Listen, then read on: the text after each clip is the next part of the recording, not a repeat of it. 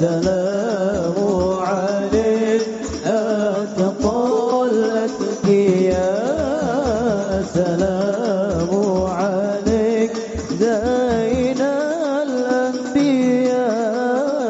السلام عليك أتقى الأتقياء.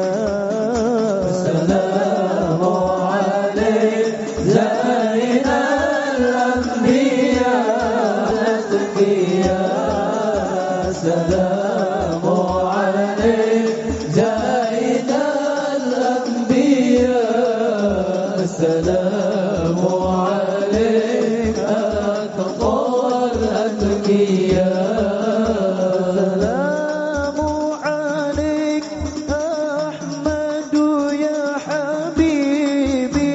السلام عليك طه يا طبيبي. السلام عليك أحمد يا حبيبي. السلام عليك طه يا طبيبي. السلام عليك زين الأنبياء. السلام عليك. السلام عليك.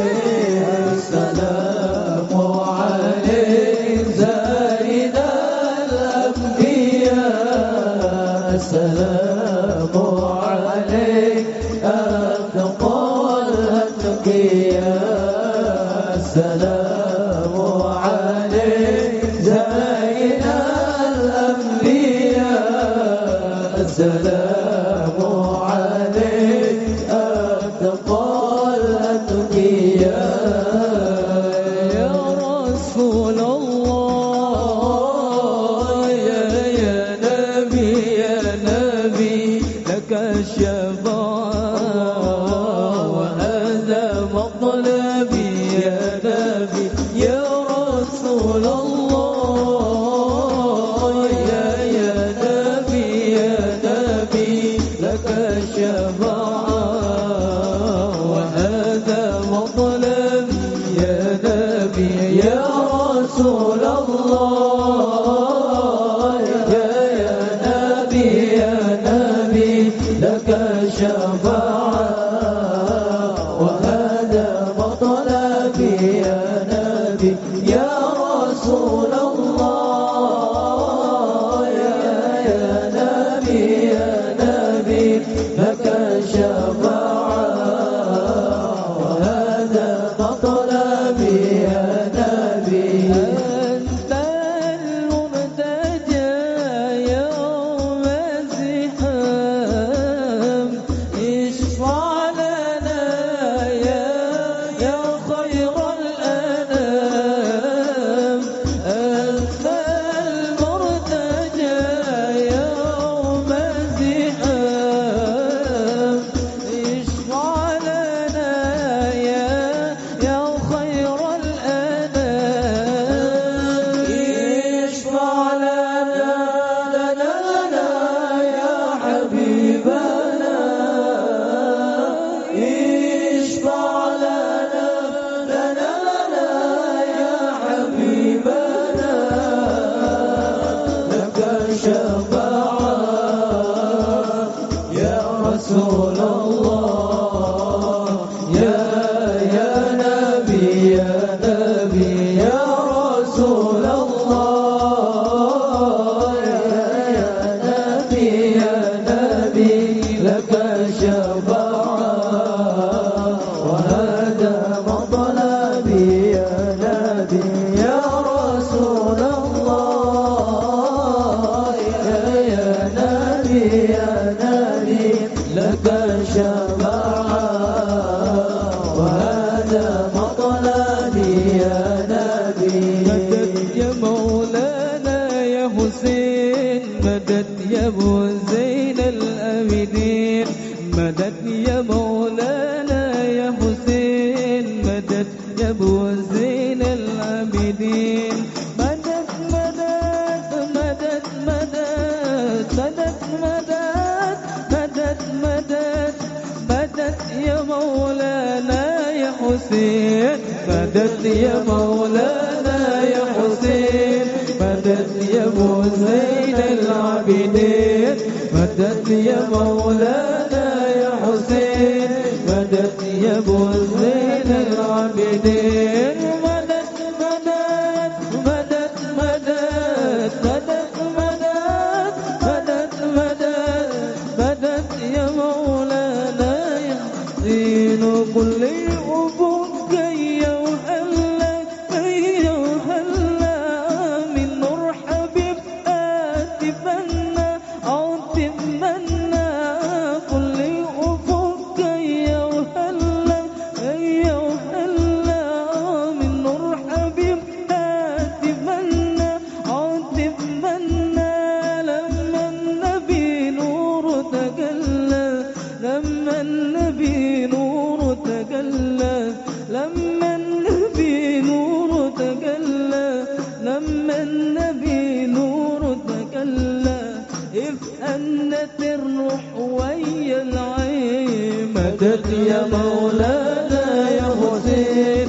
مدد يا ابو زين العابدين مدد يا مولانا يا حسين مدد يا ابو زين العابدين مدد مدد مدد مدد مدد مدد مدد مدد يا مولانا يا حسين أنسني جدك طمني طمني مزجت حظ قلبي بأني بأني حدثني جدك طمني طمني مزجت حظ قلبي بأني بأني أنا من حسن وحسن مني أنا من حسن وحسن مني أنا من حسن وحسن مني أنا من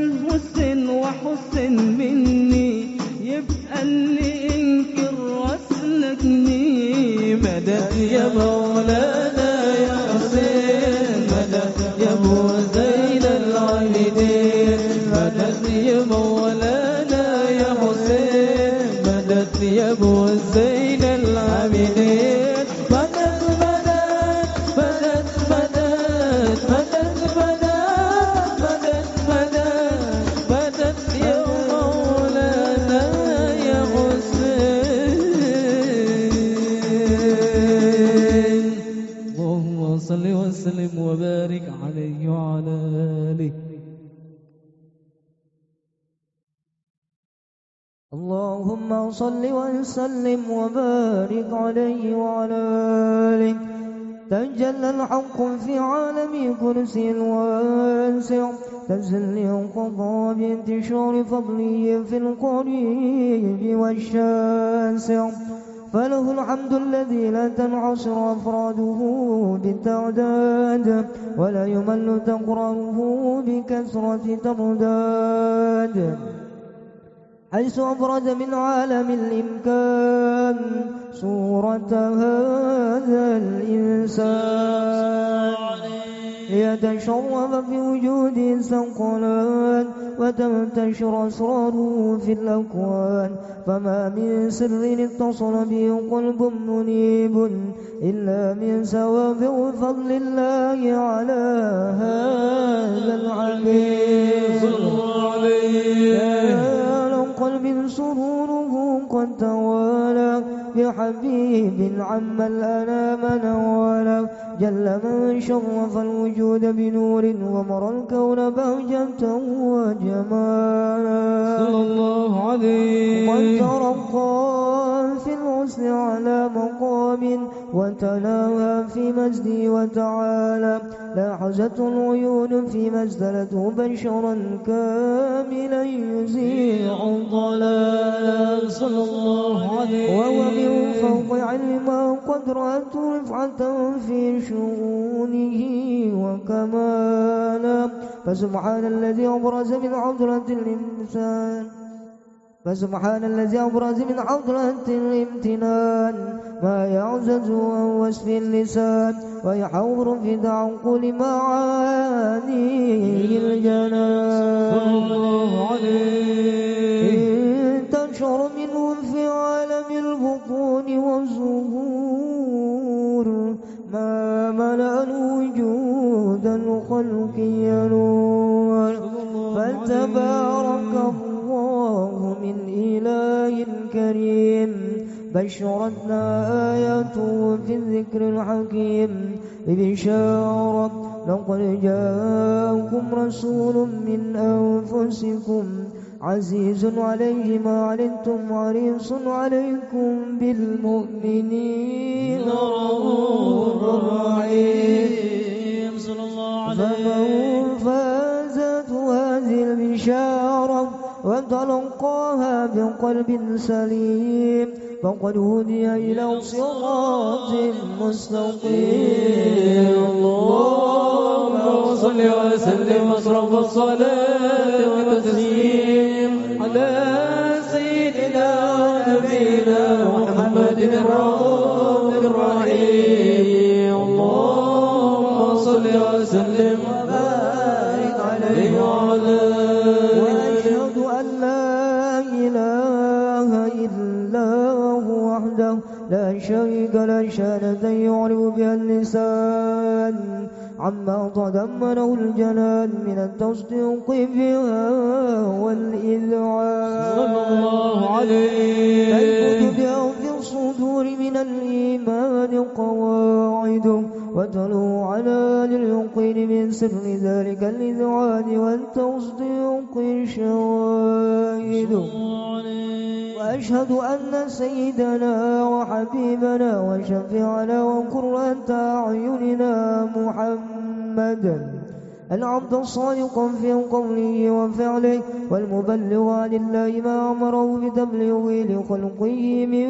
فرده ونفله صلى الله عليه عبد أرسله الله للعالمين بشيرا ونذيرا فبلغ الرسالة وأدى الأمانة وهدى الله به من الأمة بشرا كثيرا فكان في ظلمة الزال المستبصرين سراجا وقمرا منيرا فما أوسع من منة تكرم الله بها على البشر وما أوسعها من نعمة تشرى سرها في البحر والبر اللهم صل وسلم بأجل الصلوات وأجمعها وأزكى التحيات وأوسعها على هذا العبد الذي وفى بحق العبودية وبرز فيها في قلعة الكمال وقام بحق الربوبية في مواطن الخدمة الله وأقبل عليه غاية الإقبال صلاة يتصل بها الروح المصلي عليه فيبسط في قلبه نور سر تعلقه به وحبه ويغضب بها بعناية الله في حزبه وعلى آله وصحبه الذين ارتقوا صهوة المجد بكربه وتفيعوا زلال شرف العسل بوده وحبه ما عطر الأكوان بنشر ذكر نسير اللهم صل وسلم واشرف الصلاة والتسليم على سيدنا ونبينا محمد الرؤوف الرحيم اللهم صل وسلم وبارك عليه وعلى آله وصب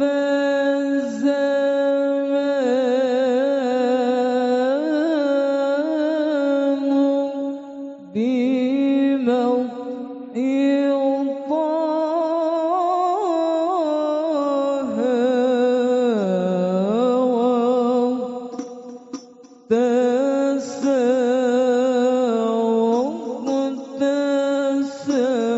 وصب الزمان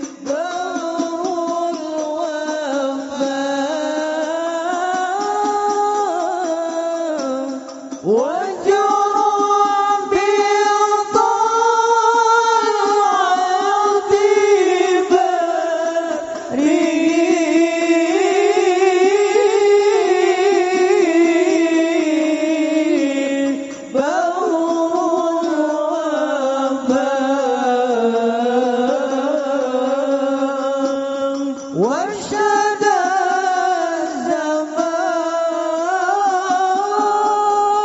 الزمان واشهد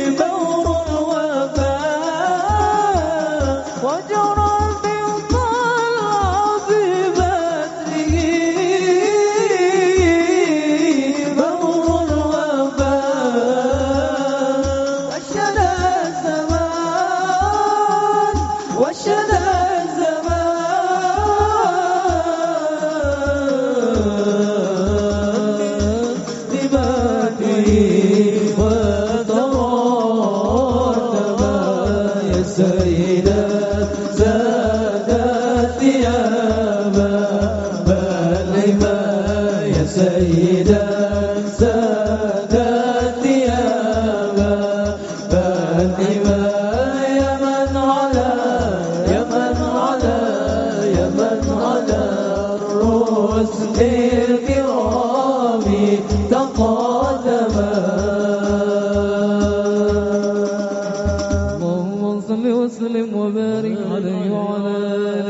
ومن ذلك به هذه الذرة المقنونة والجوهرة المصونة والكون كله يصبح ويمسي في سرور وابتهاج بقرب ظهور إشراق هذا السراج والعيون متشوفة إلى بروزه متشوقة إلى التقاط جواهر كنوزه وكل دابة لقريش نطقت بمصيح العبارة معلنة بكمال البشارة وما من حامل حملت به ذلك العام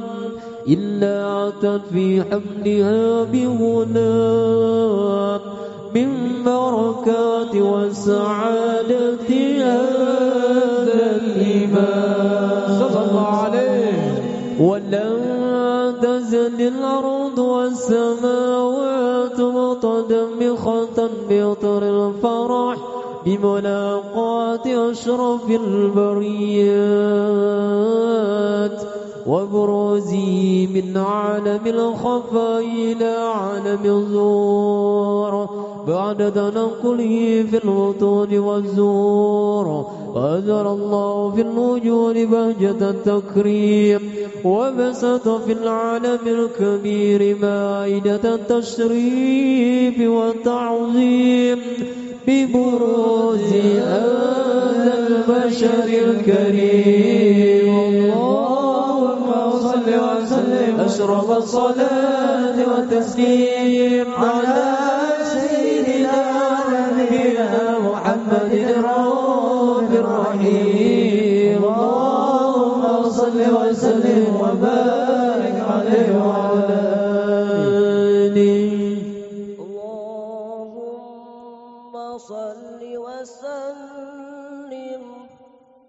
على سيدنا محمد وعلى آل سيدنا محمد.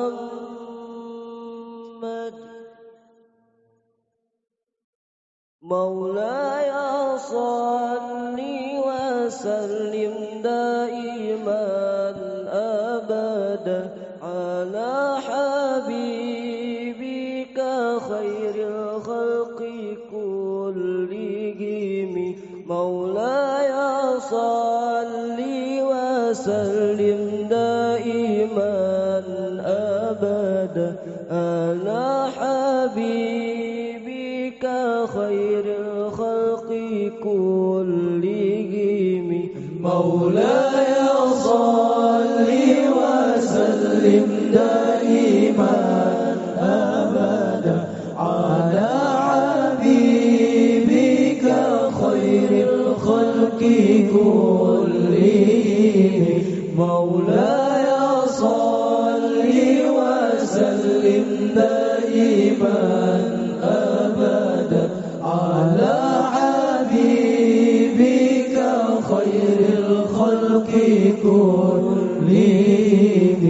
هو الحبيب الذي ترجى شفاعته في كل هول من الأهوال مقتحم. هو الحبيب الذي ترجى شفاعته في كل هول من الأهوال مقتحم.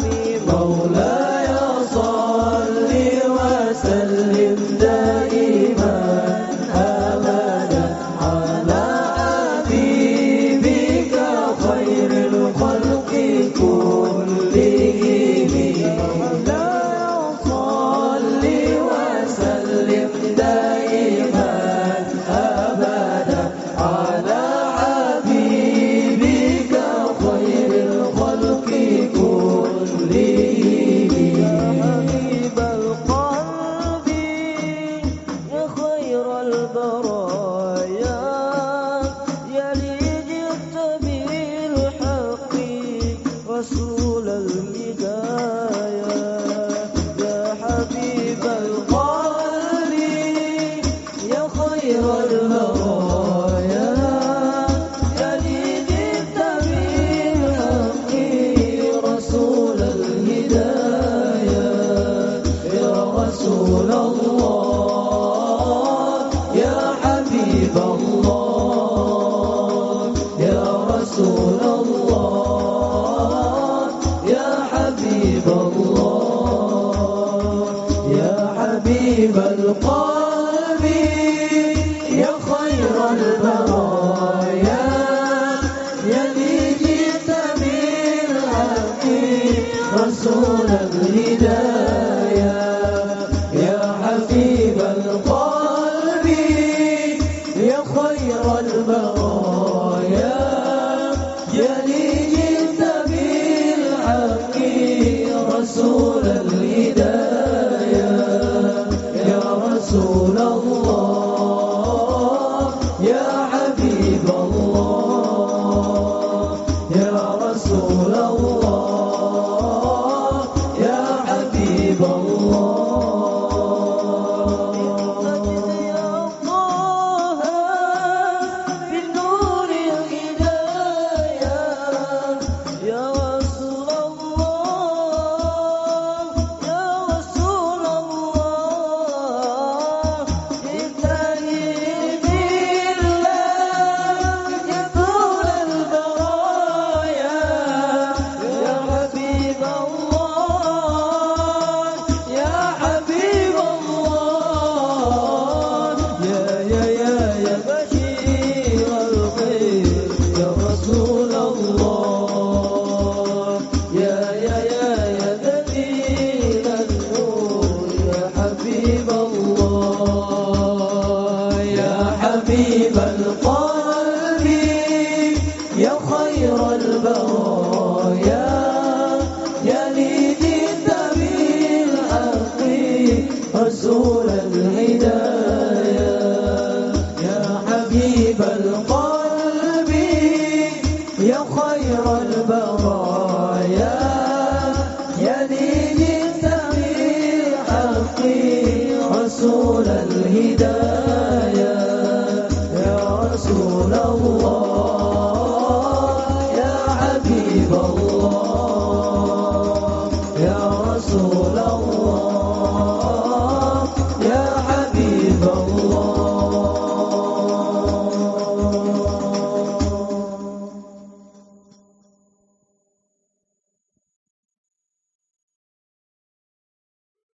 وسلم وبارك عليه وعلى آله وحين قرب وضح هذا الحبيب وسلم عليه وعلى آله لنت السماوات والأرض وما فيهن بالترحيب وأمطار الجود الإلهي على أهل الوجود تنسج والسنة الملائكة بالتبشير للعالمين داعي سبحان الله الحمد لله ولا إله إلا الله الله أكبر سبحان الله الحمد لله ولا إله إلا الله الله أكبر سبحان الله الحمد لله ولا إله إلا الله والقدرة قصفت قناع هذا المستور ليبرز النور صلى الله عليه وآله وسلم كاملا في عالم الزور نورا فاق كل نور المصطفى نور المصطفى ملأ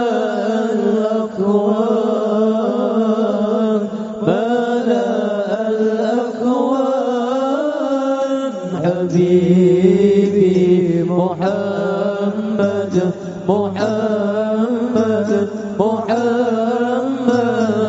خير المرسلين نور المصطفى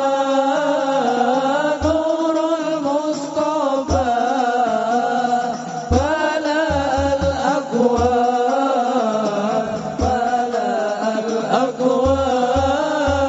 حبيبي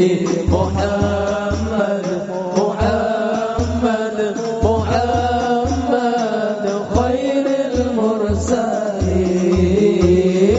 الله الجلال أعطاك الجمال الله الجلال أعطاك الجمال يا شمس الكمال يا نور العين حبيبي محمد خير المرسلين نور المصطفى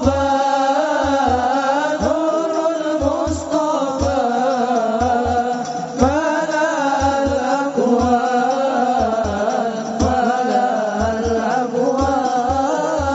حبيبي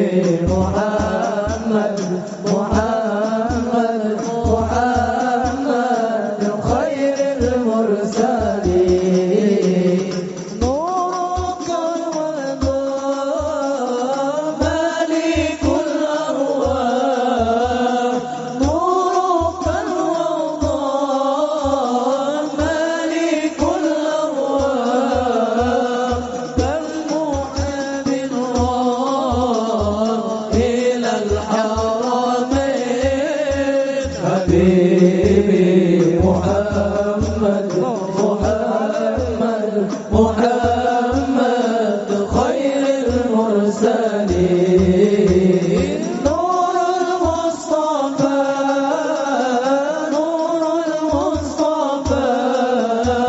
ملأ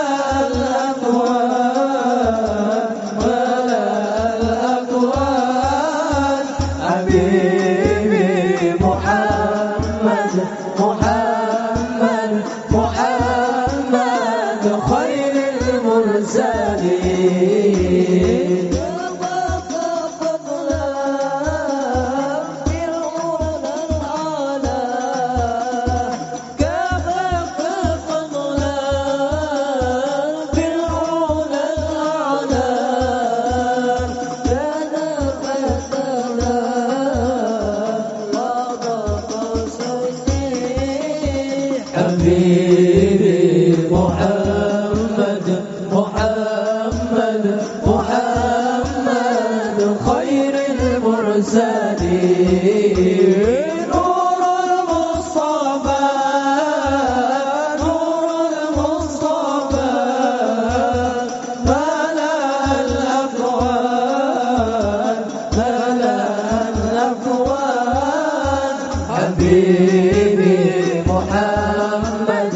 محمد محمد خير المرسلين سير وإذا وانشد أمام الركب في رغم ريب أخذوا مع القلب بل إذا أخذوا لقلبي بل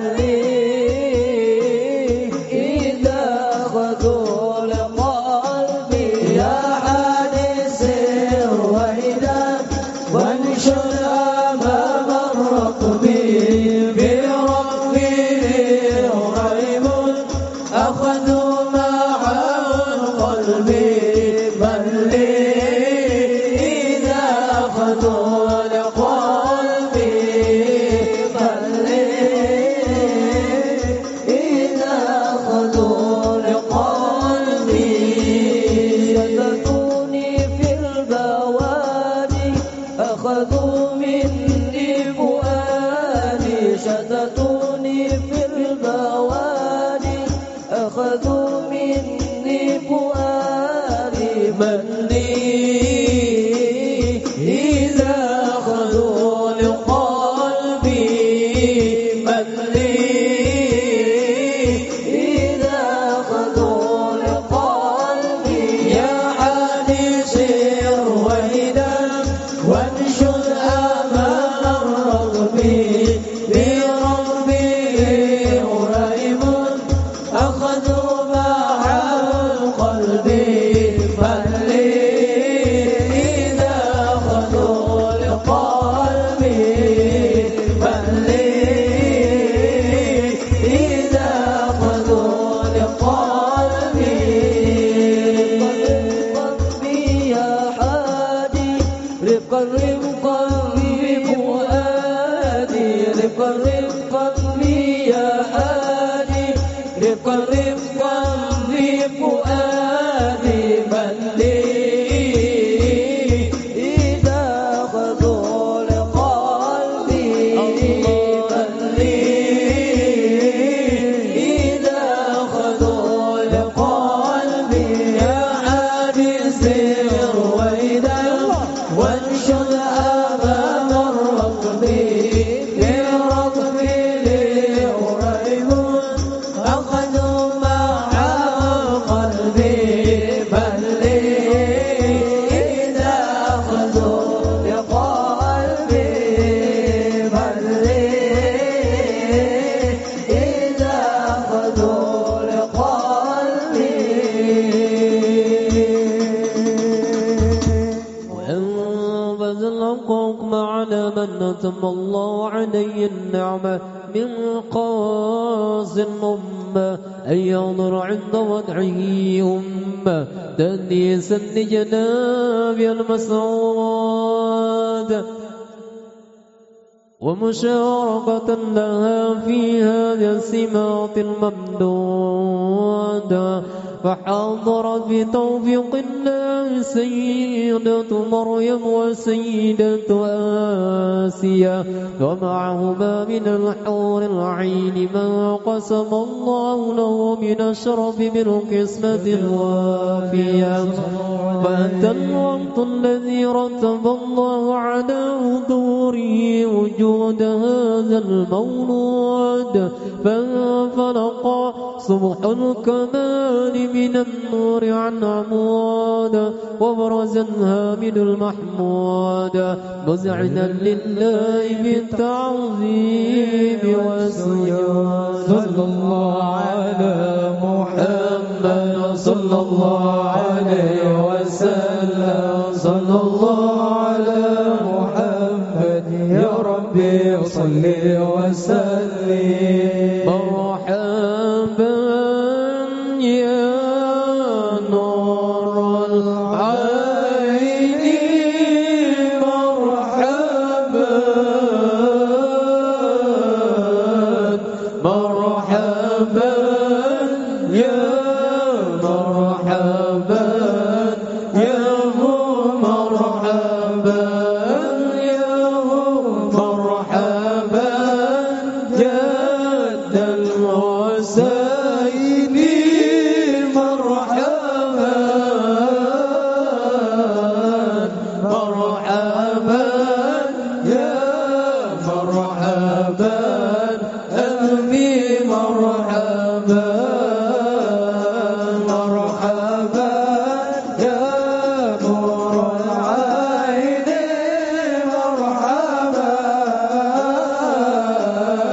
مرحبا يا مرحبا يا هو مرحبا يا هو مرحبا جاد الحسين مرحبا مرحبا يا مرحبا ألفي مرحبا النبي يا من حضر يا من حضر النبي زين البشر زين البشر من لنا له الشجر له الشجر والغزل سلم عليه صلى الله عليه مرحبا يا نور العين مرحبا مرحبا يا مرحبا يا هو مرحبا يا هو مرحبا جاد الحسين مرحبا مرحبا يا مرحبا ألفي مرحبا النبي ذاك العروس ذاك العروس ذكره يحيي النفوس يحيي النفوس النصارى والمجوس والمجوس أسلموا بين يديه صلى الله عليه مرحبا يا نور العين مرحبا مرحبا يا مرحبا يا هو مرحبا يا هو مرحبا جاد الحسين مرحبا مرحبا يا مرحبا ألفي مرحبا الحسن ثم الحسين ثم الحسين للنبي قرة العين قرة العين نورهم كالكوكبين كالكوكبين جدهم صلوا عليه صلى الله عليه مرحبا يا نور العين مرحبا مرحبا يا مرحبا يا هو مرحبا يا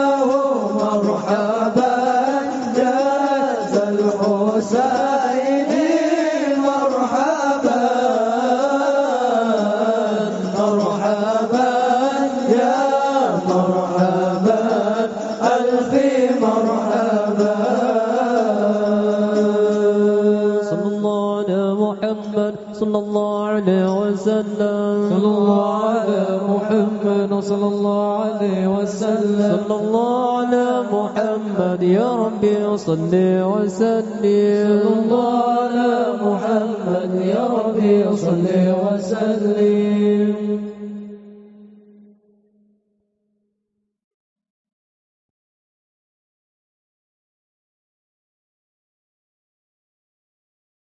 أعوذ بالله من الشيطان الرجيم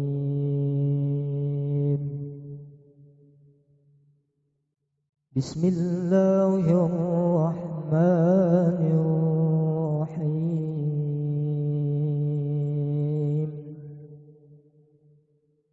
إن الله اصطفى آدم ونوحا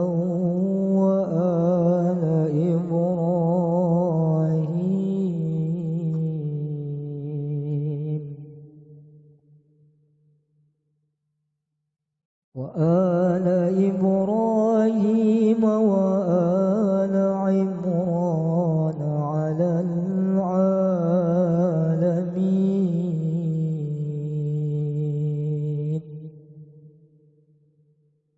ذرية بعضها من بعض والله سميع عليم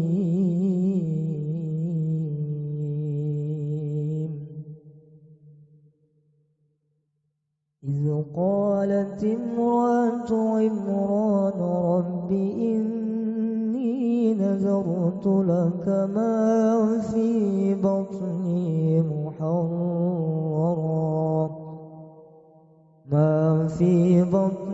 محررا فتقبل مني إنك أنت السميع العليم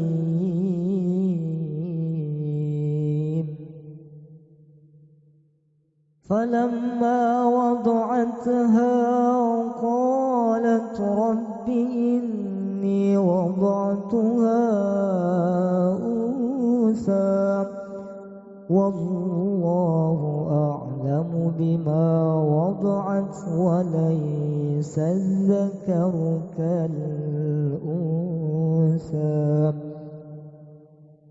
وإني سميتها مريم وإني أعيذها بك وذريتها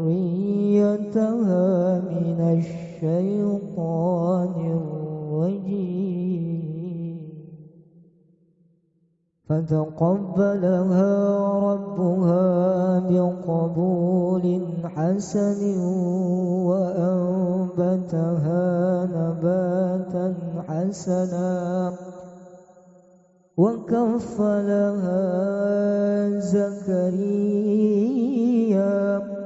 كلما دخل عليها زكريا المحراب وجد عندها رزقا قال يا مريم أنى لك هذا قالت هو من عند الله إن الله يرزق من يشاء بغير حساب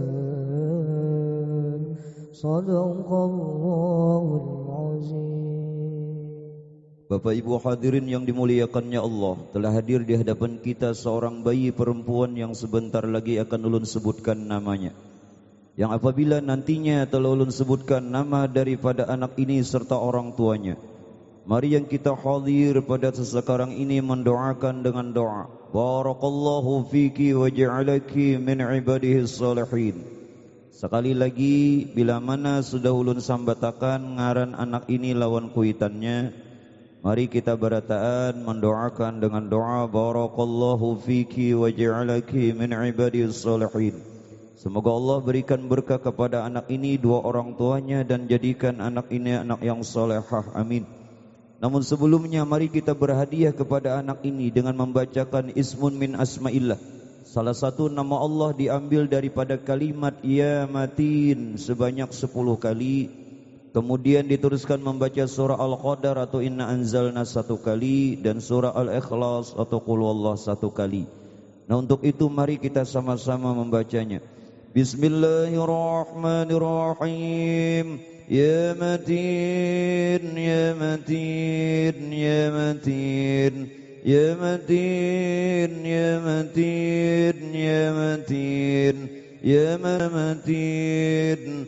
Bismillahirrahmanirrahim. Inna anzalnahu fi lailatul qadr wa ma adraka ma lailatul qadr. ليلة القدر خير من ألف شهر تنزل الملائكة والروح فيها بإذن ربهم من كل أمر سلام هي حتى مطلع الفجر بسم الله الرحمن الرحيم قل هو الله أحد الله الصمد لم يلد ولم يولد ولم يكن له كفوا أحد.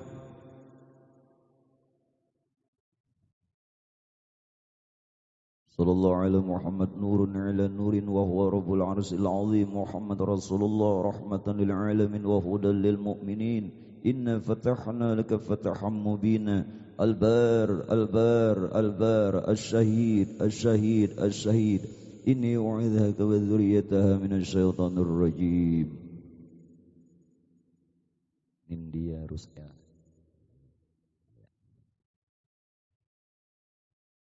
Ya ghulamah, inni sammaituki bima sammakila fi lawhil mahfuz wa sammaki abaki Nindia Rus'el Sya'wanah binti Muhammad Rizki Irsyadi barakallahu fiki wa ja'alaki min ibadiyas salihin. Ya ghulamah, inni sammaituki bima sammakila fil ajal wa sammaki abaki Nindia Rus'el Sya'wanah binti Muhammad Rizki Irsyadi barakallahu fiki wa ja'alaki min ibadiyas salihin.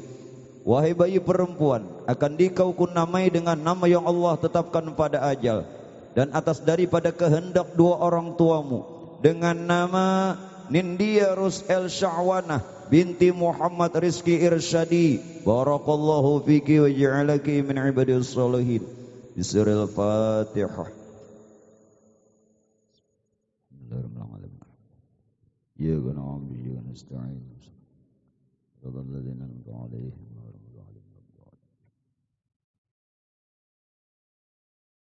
Bismillahirrahmanirrahim. Alhamdulillahirabbil alamin. Allahumma shalli ala sayidina Muhammadin tibbil qulubi wa dawaiha wa 'abdil abdan wa shifaiha wa nuril absar wa dhiqatil ajsadi wal arwahi wa ghidha'i wa 'ala al-muslimin ajma'in. Allahumma ij'alha isman mubarakan birran walidayhima.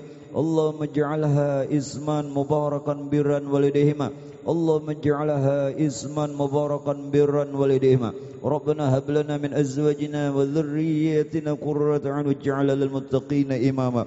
Fataqabbal 'aqiqataha Nindia Rus'el Sya'wanah binti Muhammad Rizki Irsyadi. Allahumma aslih dhurriyyatana wahdihim ila sabilil huda. Allahumma aslih dhurriyyatana wahdihim ila sabilil huda. Allahumma aslih dhurriyyatana wahdihim ila sabilil huda. Allahumma barik lana fi awladina wa azwajina wa ahlina wa ahli baitina wa qaryatana wa biladana wa la tadarrahum wa waffiqhum li ta'atika warzuqna birrahum. Rabbana atina fid dunya hasanah wa fil akhirati hasanah wa qina adzabannar. Bi fadli subhana rabbika rabbil izzati amma yasifun wa salamun alal mursalin walhamdulillahi rabbil alamin. Ya benar.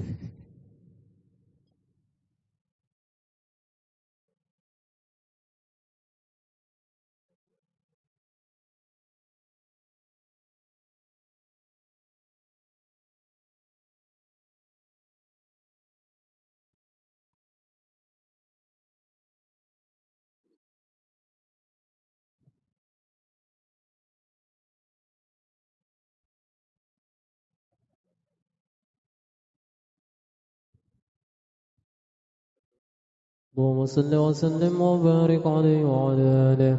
ولقد تصبى صلى الله عليه وآله وسلم من محاسن الأخلاق بما تضيق عن كتابته بطون الأوراق. كان حبيبنا صلى الله عليه وآله وسلم أحسن الناس خلقا وخلقا وأولهم إلى مكارم الأخلاق سبقا وأوسعهم بالمؤمنين حلما ورفقا برا رؤوفا لا يقول ولا يفعل إلا معروفا. له الخلق السهل واللفظ المحتوي على المعنى الجد. إذا دعاه المسكين أجابه إجابة معجلة. وهو الأب الشفيق الرحيم باليتيم والأرملة. وله مع سهولة أخلاقه الهيبة القوية التي ترتعد منها فرائص الأقوياء من البرية. ومن نصر طيبه تعطرت الطرق والمنازل. وبعرف ذكره تطيبت المجالس والمحافل. فهو صلى الله عليه وآله وسلم جامع صفات الكمالية والمنفرد في خلقه وخلقه بأشرف خصوصية. فما من خلق في البرية محمود إلا وهو متلقا عن زين الوجود. أجملت في وصف الحبيب وشانه وله العلا في مجده ومكانه. أوصاب عز قد تعالى مجدها خذت على نجم السها بعنانه. وقد بسط الغلم في تدوين ما أفاد العلم من وقائع مولد النبي الكريم وحكاية ما أكرم الله به هذا العبد المقرب من التكريم والتعظيم والخلق العظيم. فحسن مني أن أمسك عدة الأقلام في هذا المقام وأقرأ السلام على سيد الأنام. السلام عليك أيها النبي ورحمة الله وبركاته. السلام عليك أيها النبي ورحمة الله وبركاته. السلام عليك أيها النبي ورحمة الله وبركاته. وبذلك يحسن الختم كما يحسن التقديم. فعليه أفضل الصلاة والتسليم. اللهم صل وسلم أشرف الصلاة والتسليم على سيدنا ونبينا محمد الرؤوف الرحيم. اللهم صل وسلم وبارك عليه وعلى آله. بسم الله الرحمن الرحيم. الحمد لله رب العالمين. اللهم صل على سيدنا محمد النبي الأمي وعلى آله وصحبه أجمعين. اللهم صل على سيدنا محمد النبي الأمي وعلى آله وصحبه أجمعين. سبحان الله والحمد لله ولا إله إلا الله والله أكبر في كل لمحة ونفس عدم مسوع علم الله. اللهم صل على سيدنا محمد النور الأنوار وسر الأسرار وذرية الأغيار ومفتاح باب اليسر سيدنا ونبينا ومولانا محمد المختار وآله الأطهار وأصحاب الأخر نعم الله بأفضاله. الله نور السماوات والأرض. اللهم يا جامع الناس ليوم لا ريب فيه إن الله لا يقبل الميعاد يجمع بيننا وبين حبيبنا محمد صلى الله عليه وسلم يقظة وونا في الدنيا والأخرى ورزقنا كما المتبع له ظاهرا وباطنا برحمتك يا أرحم الراحمين اللهم برحمتك وعمنا كفنا الشر ما أهمنا ولا حبك وحب نبيك محمد صلى الله عليه وسلم جمعا توفنا وانت راض عنا واغفر لهم لنا ولوالدينا ولأستاذنا ولمشايخنا ولمعلمنا وذلك علينا وجماعتنا ولجميع المؤمنين والمؤمنات والمسلمين والمسلمات برحمتك يا أرحم الراحمين اللهم اختم علينا بخاتمة السعادة واجعلنا من الذين لهم الحسنى والزيادة بجاه نبيك محمد صلى الله عليه وسلم ذي الشفاعة وعلى آله وسلم بالسيادة وإذا توفيتنا فتوفنا مسلمين مؤمنين واختم لنا منك بالخير أجمعين وصل وسلم على هذا الحبيب المحبوب للأجسام والأرواح والقلوب وعلى آله وصحبه من إليه منسوب وآخر دعوانا أن الحمد لله رب العالمين.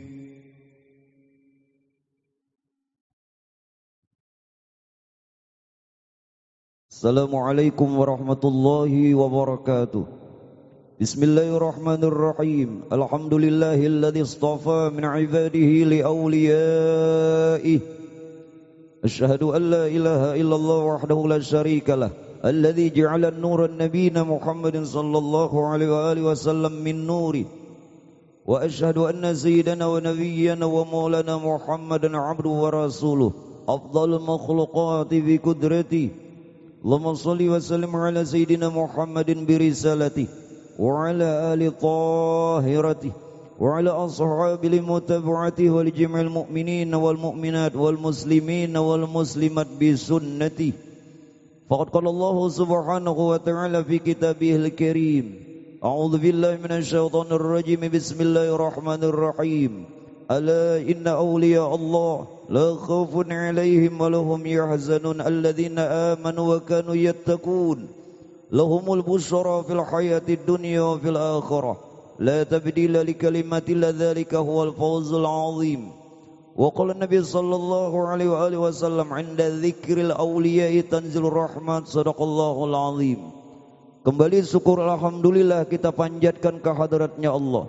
Salawat serta salam atas baginda Rasulullah Sayyidina Muhammad ibni Sayyidina Abdillah serta keluarga, para sahabat juga pengikut hingga yaumil qiyamah. Bapak Ibu hadirin wal hadirat, wabil khusus sahibul hajat sekeluarga yang dimuliakannya Allah. Dalam satu riwayat hadisnya Rasulullah, barang siapa yang kata Rasul, orang itu dikehendakinya Allah akan kebaikan. Siapa saja Pak Bu, laki-lakikah dia, perempuankah dia, yang apabila Allah Ta'ala menghendaki orang itu kebaikan, baik ia dapatkan dunia pun juga akhiratnya, maka ciri, tanda dan alamat yang harus kita perhatikan apa? Bahwa orang itu ditandai dapatkan kebaikannya Allah, keberkahannya Allah, keselamatan dan dunia dan akhirat. Yang pertama Pak Bu, yufaqihu fiddin. Orang tersebut akan memahami, akan mengerti agamanya. Bagaimana tidak Pak Bu? Kita selaku orang Islam, umatnya Rasulullah, bagaimana bisa melalaikan satu perkara di dalam kewajiban kita thalabul ilm, dalam menuntut ilmu. Coba perhatikan, bagaimana dulu pernah Pak Bu Sayyidina Ali dapatkan satu pertanyaan dengan jawaban 10. Artinya Sayyidina Ali pernah ditanya dengan satu pertanyaan, mana yang lebih mulia, ilmu apa harta? Berganti-ganti orang menanyai Sayyidina Ali. Ada satu riwayat menyatakan ini malaikat yang turun menyerupai manusia. Kenapa para malaikat Pak Bu bisa turun dari langit ke bumi hanya untuk mempertanyakan kelebihan ilmu dibanding harta, kelebihan ilmu dibanding dunia? Karena tatkala itu Pak Bu riwayatnya Rasulullah menyampaikan satu hadis yang bikin malaikat gempar. Apa ujar Nabi? Ana madinatul ilim wa aliyu babuha. Ini jangan salah paham. Rasulullah gudang ilmu, Ali babunya. Nah salah. Wa aliyu babuha pang. Orang marti akan lihat dulu kamusnya. Wa aliyu babuha aja sedih. Aku jan Nabi gudang ilmu, Sayyidina Ali pintunya, gempar malaikat. Bujurkah Ali ini alim? Seberapa kealiman Ali? Tahu nah Ali di sini alim juga. Nya macam-macam Ali ini. Ali topan ada ya kah? Mun Ali topan ini kan ingat di rumah lagi nya, di jalanan aja. Tuh kendaraan hanya ditukarakan. Nggih. Beliau hanya ditukarakan di pretelinya. Nah kada kau ditukarakan kendaraan Ali ini. Kenapa? Maaf lila. Jangan sangit li. Ikuitan hanya nukarakan kendaraan dari dialer hanyar lengkap. Kada balanggar hari. Langsung dari dialer, kakak dialer pulang ke bengkel. Aduh, tinggal rangka. Kamana awaknya? Jadi malaikat Pak satu riwayat menyatakan malaikat yang turun ke dunia, ada satu riwayat memang manusia mempertanyakan. Pertanyaannya cuma satu kepada Sayyidina Ali apa? Wahai Sayyidina Ali, apa kelebihan ilmu dan harta? Dijawab Sayyidina Ali, ilmu mewarisi Rasulullah. Sekali lagi ilmu ini mewarisi dari Rasulullah. Ditanya lagi orang-orang yang 1, 2, 3 sampai ke 10-nya dengan pertanyaan yang sama, jawaban yang berbeda. Kita ambil satu dari jawabannya beliau. Ilmu tadi warisannya Rasulullah. Jadi siapa yang dia menuntut ilmu mengambil warisannya Rasulullah. Siapa yang dia mengambil warisannya Rasulullah, maka dianggap keluarganya Rasulullah. Nang dapat warisan keluarga kada? Keluarga. Nah jadi makanya Pak Bu, orang-orang soleh itu diakui Nabi, keluarga Nabi, karena mengambil warisan Nabi. Al ulama warasatul anbiya. Umpamanya itulah, seseorang meninggal dunia, hartanya siapa yang mewaris? Keluarga lah. Nah, jadi bila kita ingin diakui Rasulullah, keluarga sidin, umat sidin, jangan kada menuntut ilmu. Seperti apa Pak Bu? Said Muhammad bin Abdul Karim Seman Al-Madani Al-Hasani yang beliau kutub di kota Madinatul Rasul. Di masa kecilnya belum had mursid, beliau ini sudah tekun rajin menuntut ilmu. Rajin Pak. Coba kita kalau ngambil perbandingan. Kita terkadang Pak Bu tidak kenal hujan dan panas. Bagaimanapun teriknya matahari, bagaimanapun hujan, untuk kita bisa dapatkan uang, mencari nafkah, mengejar dunia. Bahkan tidak sedikit orang pergi ke daerah orang lain, nyebrang laut hanya untuk mencari mengejar dunia. Kenapa? Untuk mengajar akhirat kedewani. Hanya sekadar meninggalkan pacar satu mat. Ayo aja, mun aku bulik membawa duit kamu ku lamar, gitu kah? Ini kenapa kada melamar-lamar? Duitnya kada ada. Masalahnya duitnya kada ada. Nggih, napa lagi jar bubuannya nang ditunggu? Nggih, biniannya ada sudah, sekalinya menunggu duitnya. Aduh, sakit mana barangnya. Ini belum lagi. Ini kenapa? Kada lawas lagi musim katam nih, berduit tam. Ya kah? No, bulan berapa? Ya musim katam nih bila kada bulan 7, bulan 8 ya kah? Nah, para hari raya haji pulang mbak. Barasnya ada, iwaknya ada, kawinan kita. Cuman aku pun pulang. Ya kah? Nyebrang laut, kita wani mengejar dunia, kenapa kada wani menuntut ilmu? Nah, Lihat Datuk Kelampayan. Hah? Yang dapatkan gelar kewaliannya beliau Kutubul Bilad. Syekh Maulana Muhammad Arsad bin Abdullah bin Abu Bakar Al-Banjari. Barusan tadi haulnya beliau yang ke-213. Ya kan? Nah, berarti berapa abad tuh? 213. Nah, 2 abad lebih. 1 abad kan 100. 2 abad 200. Nah berarti 2 abad lebih 213. Haul Datuk Kelampayan. Beliau Pak Bu meninggalkan istri beliau untuk sementara, yang oleh saat itu Pak Bu Kuitan angkat sidin seorang raja, Raja Banjar. Kalau tidak khilaf dulu yang memerintah Pak Sultan Tamjidillah Pak, Tahmidillah. Ya bagus ngaran rajanya nih hingga ujungnya tuh Allah. Coba lihat deh. Hingga ujungnya tuh Allah. Raja Banjar ini Pak Ibu, dari raja pertama Pangeran Suryanata itu belum Islam. Itu pertama Raja Banjar, Pangeran Suryanata. Raja Islam yang ke-9 hanya Islam, Pangeran Suryansah. Gelarnya Pangeran Samudra. Jadi dari situ raja dari Pangeran Suryansah nang raja Islam pertama. Makanya kita orang Banjar harus tahu sejarah Banjar. Nah, keturunan beliau nang keberapa? Kalau tidak khilaf tadi Pangeran Sultan Tamjidillah nang menyekolahkan Datuk Kelampayan ke negeri Mekah. Jauh Mekah itu di mana nang? Ya kada jauh Lontamben lah. Maksudku handil bakti Lontamben kan kada jauh. Mun Makkahnya jauh. Wah, dah kau berkunjung nih kamu. Nak ke Makkah berkunjung bah. Lamas Andika.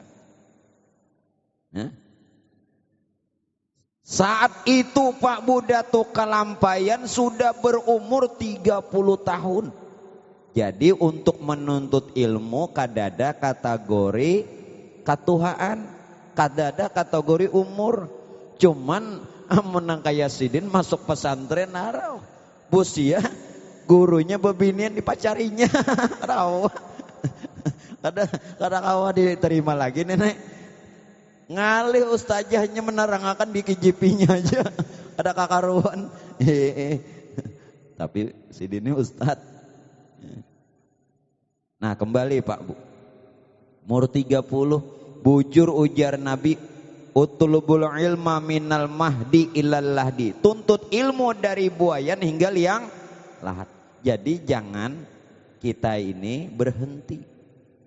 Nah oleh karena itu Ibu, Bapak, kalau orang dikehendaki Allah akan kebaikan tadi satu, yufaqihu fiddin, dia akan mengerti agamanya, paham agamanya. Kita agama Islam, ngerti agama kita. Dan ini satu kewajiban bagi orang yang memiliki anak. Kewajiban orang tua terhadap anak mendidiknya dengan pengetahuan ilmu agama. Makanya kenapa waktu lahir diajanakan? Ini pelajaran pertama. Supaya anak kenal Allah sebagai Tuhan. Anak kenal Nabi Muhammad sebagai Nabi dan Rasulnya. Waktu diajanakan adalah jangan dipertanyakan, ngerti juga gurunya. Itu urusannya Allah Ta'ala, kita jalankan sunnah.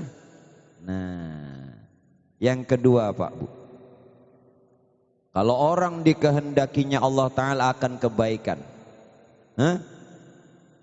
wa khulata'uhu sholihin, kawan-kawannya, teman-temannya orang-orang soleh. Bahkan dalam riwayat katakan apa? Dalam hadis juga, barang siapa yang Allah tuh kehendaki kebaikan, maka dikaruniakanlah kepada orang itu teman, kawan yang baik, teman, kawan yang soleh.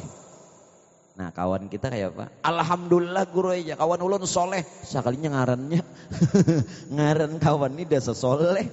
Mbak ya kalau jadi ya guru, kawinlah dengan perempuan solehah, dasar dicarinya nangaran solehah. Kada paham lalu. Nggih, ujar guru pulang bepadah lo nang bebinian carilah calon suami nang soleh, dasar dapat soleh. Mbah itu kawin, beliau sakalinya kada sembahyang.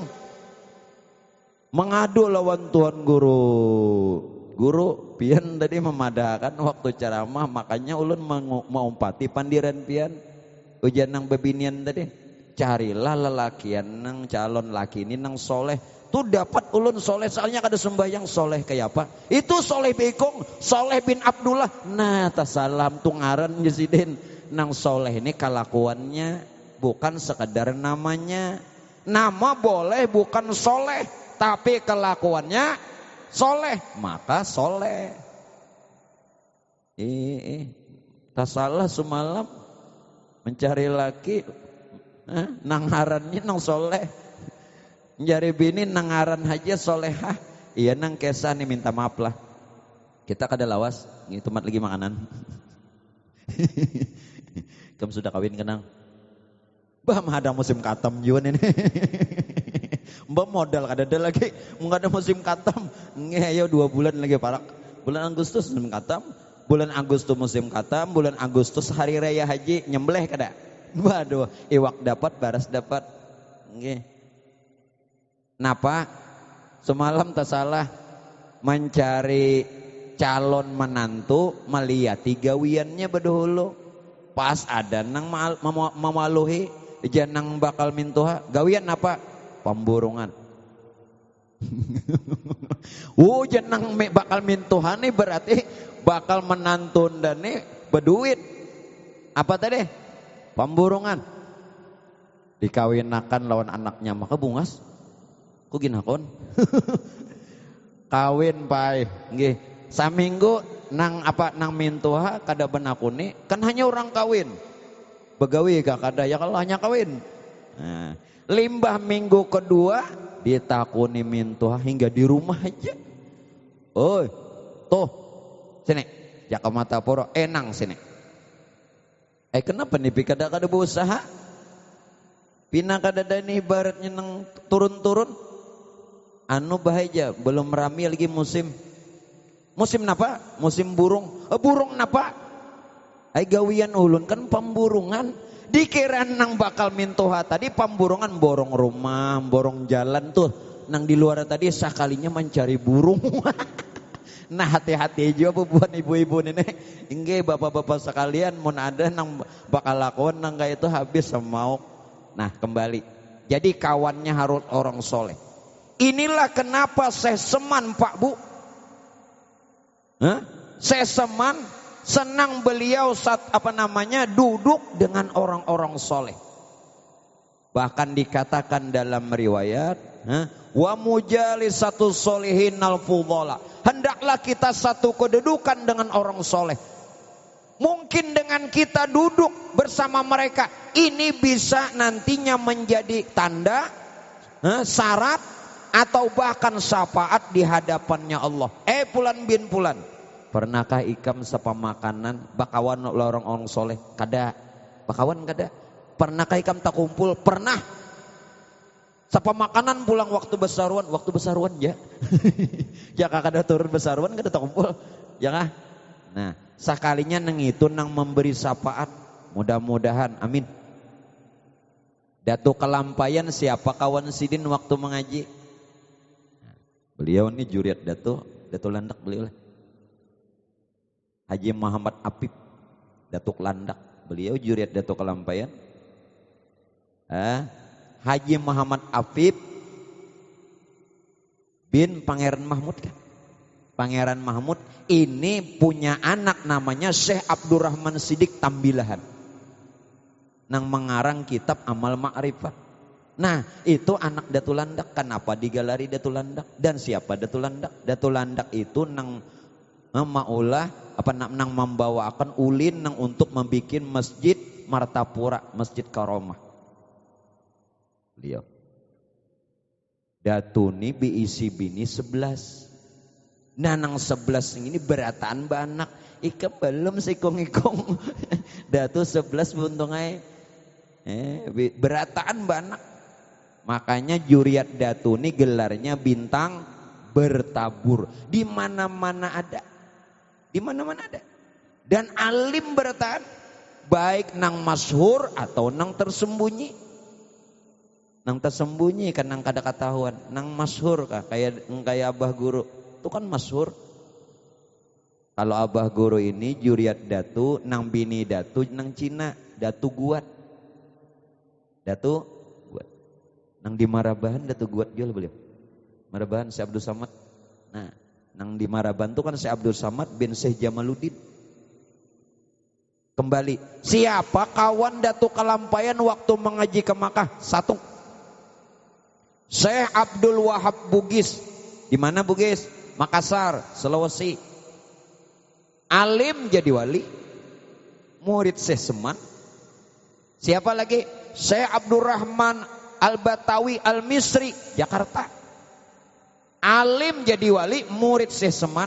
Siapa lagi? Syekh Abdul Samad bin Syekh Abdul Jalil Palembani Datuk Sanggul Tatakan Rantau. Kawan Datuk Kalampayan, alim jadi wali, murid Syekh Seman. Jadi murid Syekh Seman beratani jadi wali. Nah, mudah-mudahan kita berkat membaca manakibnya beliau jadi wali berataan. Kalaulah kita tidak masuk jadi wali, mungkin keturunan dan juriat kita ada yang Tuhan angkat jadi wali. Nah, maka itu kalau Tuhan menghendaki kebaikan, kita dikawanakan orang yang baik. Oleh sebab itu kewajiban orang tua lagi membimbing, mengarahkan, mengawasi anak-anaknya siapa kawannya. Nah, jadi karena kawan, dalam riwayat katakan apa? Seseorang mensifati sifat kawannya. Ya kah? Siapa kawan ikam? Nah, sama sifatnya. Oleh sebab itu Pak Bu, disinilah satu sunnah. Kenapa anak yang lahir disunahkan kalau mampu diakikahi? Supaya apa? Membunuh, menghilangkan sifat kebinatangan lawan anak. Makanya disuruh disembelih kalau, dimatii kalau. Ini isyarat. Tidak sekedar sunnahnya Rasulullah. Kullu gulamin murtahanun biaqiqati. Tiap anak lahir diakikahi. Sebenarnya Rasulullah memberikan isyarat supaya anak jar orang bahasa Banjar jangan bakal lakuan membala. Dibunuh dulu sifat binatangnya. Oleh sebab itu kita tadi membaca salah satu nama Tuhan pertama Yamatin. Siapa buka dalam kitab Senjata Mukmin? Siapa yang ngarang Senjata Mukmin? Allah yarham Syekh Husin Kadri. Siapa Syekh Husin Kadri? Kakak daripada Allah yarham Guru Ibad, Guru Badaruddin. Siapa Guru Badaruddin? Dang sanak si lawan Guru Rasat. Ya kah? Ditunggu lirang. Sabaratan jadi wali. Apa di dalam kitab Senjata Mukmin tuh? Siapa yang membacakan Yamatin nama Tuhan nih 10 kali lawan anak, Allah peliharakan anak itu dari perbuatan maksiat. Kayak apa guru nang sudah ganal baca sorang, mau dibacakan juga. Guru aja semalam jar kuitan ulun waktu batasmiyah kada diculupakan tak apa namanya gula habang lawan apa nih uyah atau namanya kurma, makan seorang aja kurmanya bisa aja tuh. Kadosa guru nang memakan-akan timbul di igutnya tangan guru. Nah, yang terakhir Pak Bu, kalau Tuhan menghendaki kita nih baik, maka kita akan Pak Bu diberinya hidayah untuk taat dan beribadah. Jadi orang nang kada beribadah, orang kada taat tuh kada dikehendaki Tuhan baik. Lihat Syekh Seman, masa kecil belum balik sudah tekun beribadah. Tidak saja ibadah yang wajib belum balik, naik ke berapa kali balik dah. Sampai terbalik-balik. Mapa? Jadi Syekh Seman mulai kan anak belum balik sudah tekun beribadah. Yang wajib bahkan yang sunat, bahkan bangun malam untuk bertahajud. Kakanakan bertahajud. Ini bilang tahajud aja. Karena apa gerak? Apa dipikirkan? Ini langitnya dipikirkan, yang ada di tihang tuh jadi dipikirkan kuasanya Allah Ta'ala. Lah, Syekh Seman Hingga dalam riwayat Pai Buai Seseman, harinya dingin, Jakawa ini musim hujan. Iya, awak sidin dipercikakan lawan banyu, amun kita Pai minta maaf malah tambahi selimut, bukan dipercikan air. Nah, ya kah? Bahkan Pai Buai dilihat orang tuanya Seseman. Ketika beliau mau tidur dikasih bantal, seolah Seseman ini keluh kesah, nang kayak orang gelisah guring karena takut kalau malam kada bangun. Ulu ni bangun juga panggurai, pak kami aja. Mbah guring pulang. Lanjut. Itulah datuk kelampayan. Nah makanya kan pokoknya bila Seseman itu kada jauh lawan datuk kelampayan. Datuk kelampayan khalifahnya Seseman, murid beliau. Lihati datuk kelampayan. Nah, dulu waktu orang tua beliau siapa? Sayyidina Abdullah dan Siti Aminah belum dikaruniai anak, bangun tiap malam abah mama sidin. Abah mama datuk kelampayan ini sama ngaran lawan abah mama Nabi. Abdullah lawan Aminah. Kamu siapa ngaran? Nah, Anang. Monang orang mata pura nih. Menanang nenek. Lah, jadi berdoa supaya dapat keturunan, berbetulan malam itu malam Lailatul Qadar. Maka diijabah doa kuitan sidin, bini sidin batianan nang Ibu Aminah ini. Nah ini nang datuk kelampayan akhirnya jadi wali. Beliau minta supaya 7 turunan jadi orang soleh. Amun hendak sugih lah jangan sampai 7 turunan. Kasihan nang ke-8. Ini ada juga. Jawabannya. Ikam dang sanak ikam sugih-sugih kenapa ikam miskin? Aku nang ke-8. Jadi menanak berdoa sugih jangan batikas. Amun 7 turunan aja kasihan nang ke-8 kada sugih ya kah? Nah jadi amun alim tuh seluruh juriat kayak itu aja sudah. Mun sugih seluruh keturunan. Jangan batikas 7 aja. Kasihan nang ke-8 miskin. Lah, Han.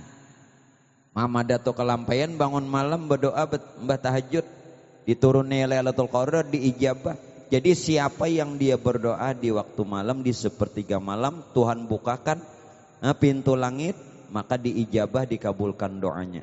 Nah mudah-mudahan Bapak Ibu sekalian dari acara demi acara maulidan, ayat Quran yang dibaca, manakib yang disampaikan dan semuanya mudah-mudahan kita semua mendapatkan rahmatnya dengan diampunkan sekalian dosa dan kesalahan, dikabulkan sekalian hajat dan mudah-mudahan kita sekalian rezeki kita dilimpahkannya Allah lagi halal, ibadah diterima, ilmu bermanfaat. Terlebih mudah-mudahan kita semua dikumpulkannya Allah di dalam surganya berkat syafaat Rasulullah dan auliyanya, amin ya rabbal alamin. Dan kita doakan pula kepada anak yang baru kita tasmihi dan akikahi, mudah-mudahan dijadikan anak yang solehah, anak yang bertakwa kepada Allah dan Rasulnya, berguna, bermanfaat bagi agama, bangsa dan negaranya, dan berbakti kepada 2 orang tuanya, dipanjangkan umurnya, disehatkan badannya, dan senantiasa sukses di dalam hidup dunia akhiratnya, amin ya rabbal alamin. Pun juga pian berataan atas nama tuan rumah mengucapkan terima kasih, ampun maaf dan doa dari kita semua, mudah-mudahan pun juga kita dikabulkan hajat, amin. Hadanallah wa iyyakum ajma'in. Assalamualaikum warahmatullahi wabarakatuh. Ala hadhihi niyyah bisirin nabi wa alin nabi wa bisuratil Fatihah.